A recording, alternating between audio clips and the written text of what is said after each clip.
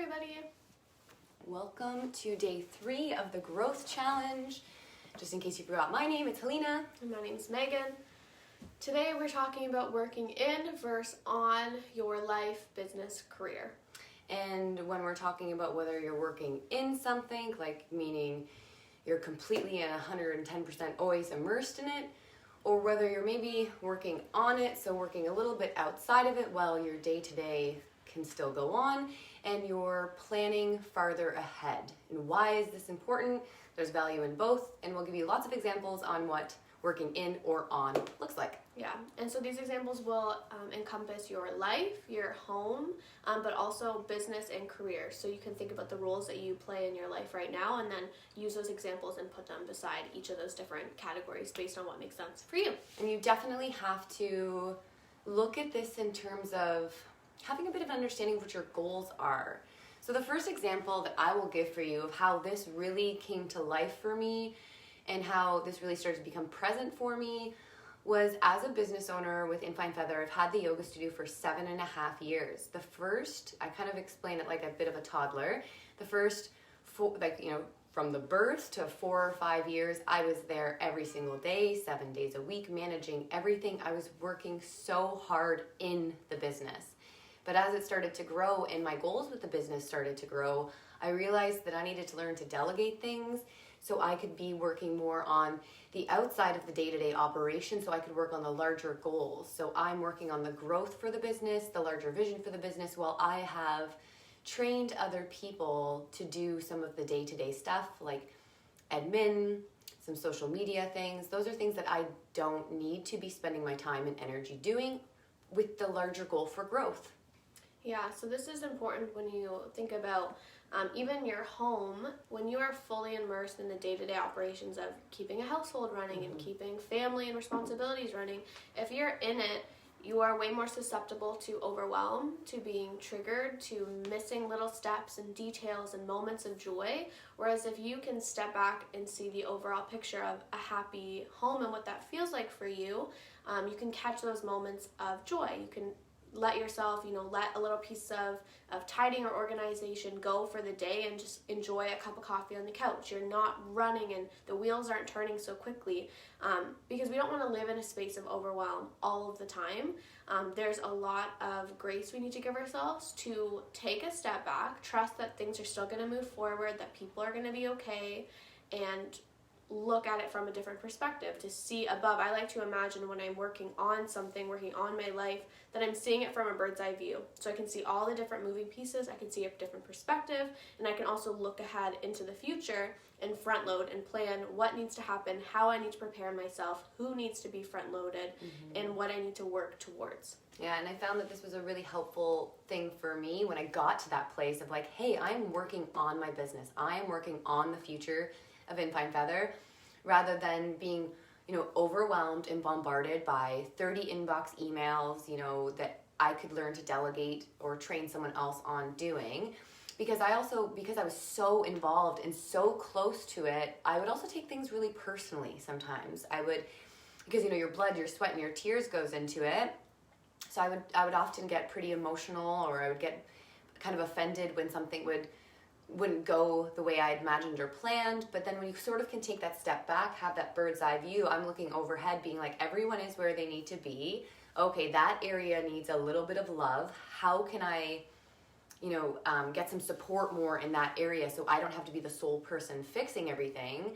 Are you the sole person fixing everything in your house? Or are you the sole person fixing everything in your workspace with your employees?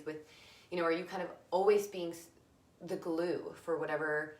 And then that takes away a lot from yourself. It takes away from the personal things that you do to recharge. It cuts time out of the things that make you happy or bring joy into your life. Mm-hmm. And if we are choosing all to step into more of a growth mindset, if you can step back and work on your life, on your personal development, on your self-development, those on moments are when you're journaling or reflecting, or you're going for a walk, or you're doing a meditation. You are taking a step back to oversee and observe and really recognize how you feel and how you might be able to shift those perspectives. So the benefits of being in something though, there are moments where that is beneficial. It's like nice seeing things in action. Yeah, there are moments, especially I find when you're building a foundation. For example, right now you're definitely in this challenge. You're in these new topics, these new ideas. You're in it, you're living it, you're seeing it, you're building it consistently. But you're gonna want to take a step back in a week and be like, what did I learn? What makes sense? What could I dig into a little deeper? What did I enjoy? And so right now there's the benefit of being short term, really in building a foundation, immersing yourself. But then you always need to be able to take a moment and step back and be on instead. Yeah, and like the integration part. And this is where we think your daily tracker is like your daily tracker, especially that one tick box of have you actioned one goal today, that is working on your life. So, your dishes are going to have to get done, laundry has to get done. You should see my house right now. My kitchen's messy. Every room is actually messy because this week I've been working on so much stuff. And the on has to come first because once the on process is kind of completed and it's in place and it's established and I've made huge steps and I'm where I want to be, then I can get back in things and reorganize and reshuffle things around. Rather than, imagine I prioritized socks.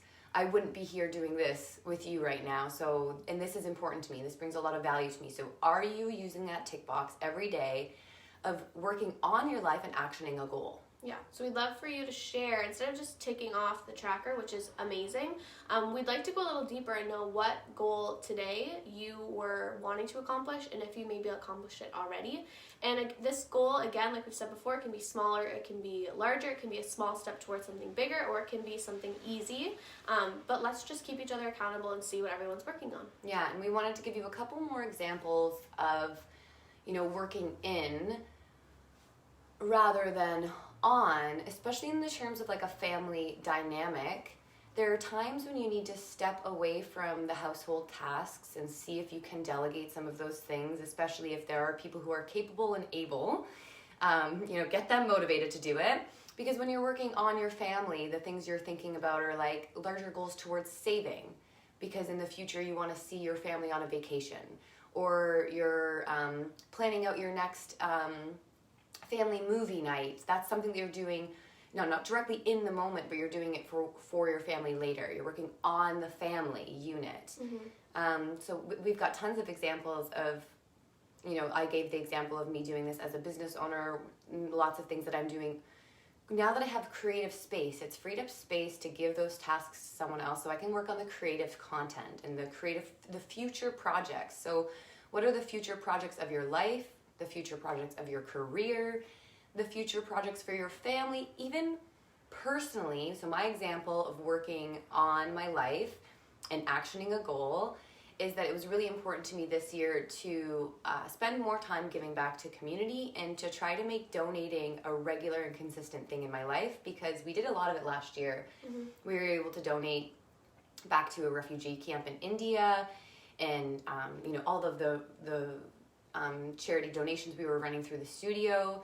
We don't have the physical studio, yada yada. It brings a lot of joy to me to do that because it's like I have energy and I have a skill. I've been crocheting. So I actioned my goal today and I am donating a bunch of hats to a shelter in Hamilton. And it's because past self thought of future self, and now it's all in synchronicity and it's cool. Mm-hmm. Yeah. I think when it comes to your day-to-day goals too, when you're in your life, the little desires kind of get lost. So you're like, oh, I need to buy this or I need to get this done. But when you're on, you can take a step back and be like, where did that desire come from? So if you find yourself like just impulse spending, maybe you're recognizing that you really need some self-care and you're impulse spending because you need something to take care of yourself. But when you step back and you're on your life, you can see that impulse spending was really you just needed some self-care, and maybe that means your goal today is a bubble bath or something like that.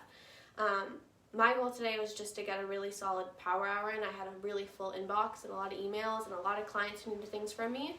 And so I knew that if I was going to show up this afternoon for all of you, that I needed to make sure that I had an empty inbox and people got what they needed from me early on. So started my day with the power hour. So that was my goal. And that was kind of you working in your business because, it's maintenance. In is like kind of day-to-day maintenance, and on is the larger joy buckets that fill you up.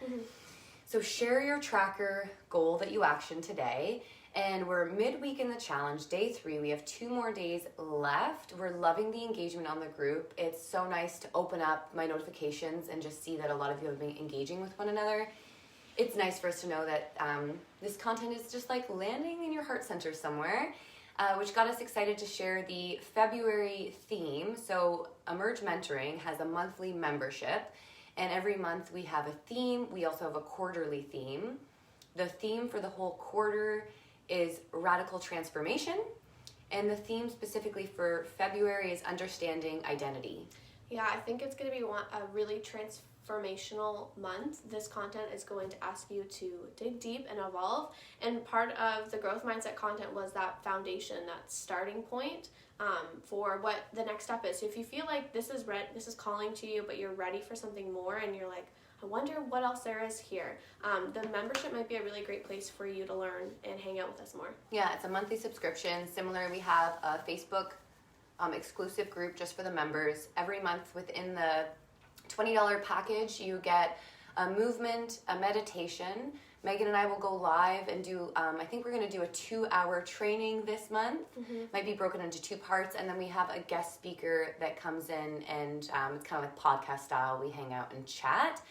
I think the next step from growth mindset is really understanding your own identity, which means the titles or the roles or the jobs, the positions that you've seen yourself in for however many years, 5 years, 6 years, an identity that you've carried with you your entire life, whether or not that identity aligns with your growth mindset, serves you, and is actually, in fact, is that the only way that you can see yourself? Yeah, so we'll talk about digging into your future, so looking ahead into the vision, perhaps when you're working on what you want your home to look like and feel like, what you want to step into in your career or as a business owner in the future, what role that looks and feels like. So we'll dig into a few different tactics that will help you step into that version of yourself, and a lot of that comes with radical acceptance, that comes with letting go, that comes with trusting and having faith in the future and what it holds for you, and so we'll be able to hold space for you to do that. Yeah, and even just that trusting in intuition, that was our theme for last month in January. Also cool, if you are a part of the membership, you'll be able to receive the previous month's content because it's in that group. Send us a message if you have any questions. We'd love to hear from you and hope you're all having a lovely day. We'll see you tomorrow. See you tomorrow.